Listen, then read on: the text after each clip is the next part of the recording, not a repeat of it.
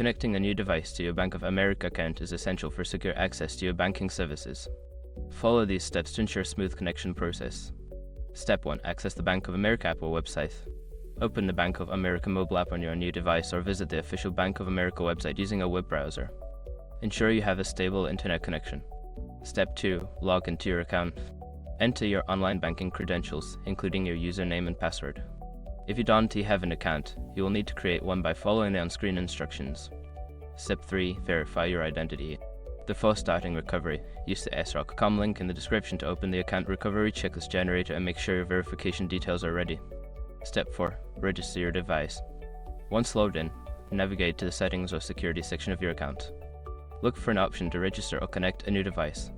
Follow the prompts to complete the registration process. Step 5. Confirm device connection. After registering, you should receive a confirmation message that your new device is connected. Test the connection by logging in again to ensure everything is working correctly. By following these steps, you can successfully connect your new device to your Bank of America account. If you encounter any issues, consider reaching out to customer support for assistance.